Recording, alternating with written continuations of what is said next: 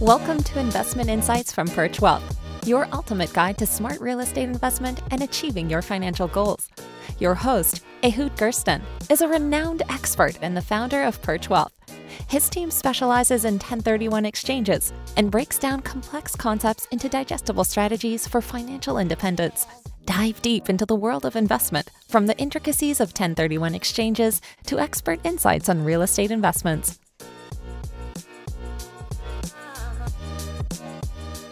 Hi, I'm Ehud Gersten. Let's get into it.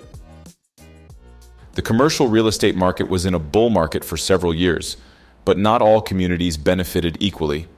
In order to stimulate economic growth and development in lower income areas, the federal government launched the Opportunity Zone program in 2017, with investments beginning shortly thereafter. It took several months for Opportunity Zone guidance to be issued and then refined by the IRS. But today, investors will find that investing the proceeds from the sale of certain assets into a qualified opportunity zone can be an excellent tool for deferring, reducing, and even totally excluding capital gains tax. In this podcast, we look at why and how investors might invest in opportunity zones and then compare this investment vehicle to 1031 exchanges and DSTs, two other tools that can be potentially leveraged for realizing similar tax benefits. So what is a qualified opportunity zone? A qualified opportunity zone, or QOZ, is an economically distressed community where new investments under certain conditions may be eligible for preferred tax treatment. The QOZ program was created by the federal government in 2017 as part of the Tax Cuts and Jobs Act. The Investing in Opportunity Act legislation is defined in IRS Code Section 1400Z. Under this legislation, the governor of each U.S. state and territory was able to nominate up to 25% of their qualifying census tracts as QOZs. To be eligible for nomination, the census tract must have had a poverty rate of at least 20% as of the 2010 census. In total, there were more than 8,700 census tracts designated throughout the U.S., District of Columbia, and U.S. territories. Let's talk about the Qualified Opportunity Zone funds. In order to invest in a QOZ, an investor must do so through a Qualified Opportunity Zone Fund, or QOF. A QOF is an investment vehicle organized as either a partnership or corporation and must hold at least 90% of its assets in QOZ property. An LLC may be a QOF if it chooses to be treated as either a partnership or corporation for federal income tax purposes, and if it is organized for the purpose of investing in QOZ property. Per IRS guidelines, a QOF must double its basis within a 30-month period in order to qualify for the tax benefits and provide a substantial improvement to its assets. QOF tax benefits. The primary reason investors are drawn to QOZs is for the potential tax benefits associated with investing in these areas. QOFs offer a unique opportunity for investors planning to sell a range of investments, including but not limited to stocks, bonds, real estate, closely held business assets, cryptocurrency, jewelry, and art. When the gains realized from the sale of these assets are reinvested into QOFs, an investor can potentially benefit from the following triple-layer tax incentives. First, there is deferral. Those who roll over their capital gains into a QOF can defer capital gain recognition from the original investment until December 31st, 2026. Then we have reduction. The amount of capital gain recognized from the original investment is reduced by 10% after achieving a 5-year holding period, as long as that 5-year holding period is achieved by December 31st, 2026. And finally, exclusion. Long-term investors are eligible to pay no tax on the appreciation of their QOF investment upon disposition of that investment, regardless of the size of that profit, if the assets held in that QOF are held for at least 10 years. Let's discuss a QOF versus a 1031 exchange. At first glance, it seems as though the tax benefits associated with investing in a QOF are similar to those realized when reinvesting through a 1031 exchange. There are notable differences, however. First, only proceeds from the sale of real estate can be rolled into a 1031 exchange. Capital gains from other assets, including stocks, bonds, and business equipment, can be reinvested into a QOF. A second difference is that a QOF investor is not required to identify a replacement property within 45 days, nor must they use a qualified intermediator like they do with a 1031 exchange. Instead, investors are given 180 days to reinvest the proceeds from the sale of their prior assets into a QOF. Yet another difference is that to be eligible for a 1031 exchange, the investor must invest the value of their original investment and the gains realized upon sale into another like-kind asset. When investing in a QOF, the investor simply has to invest the gains. They can pocket their original investment. One benefit to utilizing a 1031 exchange, however, is that gains can be reinvested in any geography. Investors are not limited to specific census tracts as they are when investing in QOFs. Now let's look at QOFs versus DSTs. Another popular way to defer paying capital gains tax on the sale of real estate is by reinvesting the proceeds into a Delaware Statutory Trust, or DST. DSTs are eligible for the same tax benefits as 1031 exchanges, which means investors can use DSTs as a vehicle for deferring capital gains tax, sometimes indefinitely.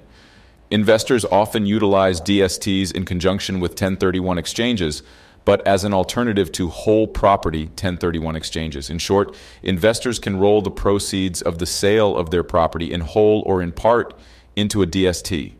The investor will then hold proportionally fractional ownership in the property or properties owned by the DST. One of the primary draws to investing in DSTs is that DSTs are generally already established with a portfolio of properties already identified, which allows investors to move faster than they would be able to if conducting due diligence on whole property 1031 exchanges. While both QOFs and DSTs offer significant tax benefits, there are differences between the two investment vehicles to consider. Investments in QOFs are intended for ground-up and value-add investments. DSTs are better suited for non-speculative, stabilized, and cash flow generating properties. QOF capital gains deferred through 2026 are eligible for a partial step-up. They must be held for at least 10 years to be excluded. DST investments are not eligible for exclusion but may be deferred indefinitely. The asset basis is stepped up to fair market value at the time of the investor's death. Only capital gains from real property may be reinvested in a DST, whereas the short and long-term gains on the sale of nearly all assets can be reinvested in a QOF. QOF investments have strict geographic boundaries compared to DST investments, which can be made anywhere in the U.S. regardless of the census tract or local poverty rate. DSTs are required to identify a property or portfolio of properties prior to accepting investments. QOFs are not subject to the same regulation. QOFs may have what is known as a blind pool, meaning that capital deployment is flexible as long as 90% of assets remain in an ooze. So which investment vehicle is right for you? Opportunity zone funds, 1031 exchanges, and Delaware Statutory Trusts all have their own pros and cons. Each can be an equally effective method for realizing tax benefits. Often these strategies can be used in conjunction with each other. When determining which investment vehicle is best for you, consider the following. How much authority do you want to have over how funds are invested? The usual blind pool nature of QOFs means that investors are often unaware of exactly how their capital will be invested. This is different than investing in a 1031 exchange or DST where the assets have already been identified. You may want to ask yourself, is a setup and basis important to your legacy planning? When an investor passes away, any investment they have made in a QOF will not receive a step up in basis to market value as it would if it had been invested in a DST. Therefore, the heirs will be forced to pay the tax consequence upon selling ownership in the QOF. You should also ask, has the asset you are planning to sell already been depreciated? Unlike 1031 exchanges and DSTs, QOFs do not allow you to defer depreciation recapture on the underlying asset upon sale. Under current tax law, 1031 exchanges and DSTs allow you to perpetually defer depreciation recapture. And finally, what is your risk tolerance? The purpose of creating QOZs was to spark economic development in economically distressed areas. This requires speculative development of ground-up, that is new construction, or heavy value-add projects. Opportunistic real estate deals such as these can be riskier than investing in a potentially stable, cash-flowing asset when investing through a DST. Those with a higher risk tolerance might be drawn to QOFs, whereas those with a lower risk tolerance might opt for investing in a DST instead. If you are considering selling investment property, it is worth understanding the full suite of options available for maximizing the value of your proceeds. Contact Perch Wealth today. Our team would be happy to consult with you about which strategy might be best for your specific investment goals. The The following are the real estate and 1031 risk disclosures. There's no guarantee any strategy will be successful or achieve investment objectives. All real estate investments have the potential to lose value during the life of the investments. The income stream and depreciation schedule for any investment property may affect the property owner's income bracket and/or tax status. An unfavorable tax ruling may cancel deferral of capital gains and result in immediate tax liabilities. All financed real estate investments have potential for foreclosure. These 1031 exchanges are offered through private placement offerings and are illiquid securities. There is no secondary market for these investments. If a property unexpectedly loses tenants or sustains substantial damage, there is potential for suspension of cash flow distributions. Costs associated with the transaction may impact investors' returns and may outweigh the tax benefits. Tax benefits are not guaranteed and are subject to changes in the tax code.